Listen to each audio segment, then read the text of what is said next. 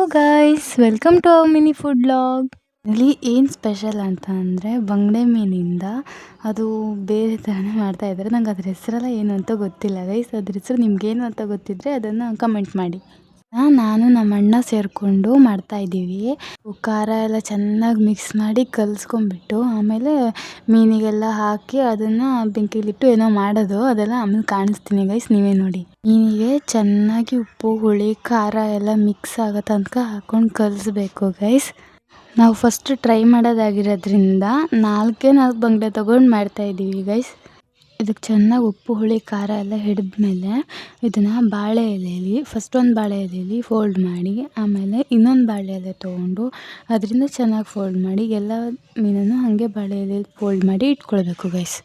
ನಮಗೆ ಹೆಂಗೆ ಫೋಲ್ಡ್ ಮಾಡೋದು ಅಂತಲೇ ಗೊತ್ತಿರಲಿಲ್ಲ ಗೈಸ್. ಹೆಂಗೆಂಗೋ ಮನಸ್ಸಿಗೆ ಬಂದಂಗೆ ಫೋಲ್ಡ್ ಮಾಡಿದ್ದೀವಿ.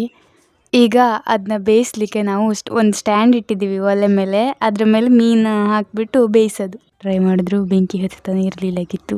ಆಮೇಲೆ ನಾವೇನೇನೋ ಮಾಡಿ ಸರ್ಕಸ್ ಮಾಡಿ ಬೆಂಕಿ ಹಚ್ಚಿದ್ದೀವಿ ಗೈಸ್. ಇಲ್ಲಿ ಲುಕ್ನ ನಿಮಗೆ ಕಾಣಿಸ್ಬೇಕು ಅಂತ ಅಂದ್ಕೊಂಡ್ವಿ ಗೈಸ್, ಆದರೆ ಅದು ನೋಡೋ ಥರ ಇರಲಿಲ್ಲ.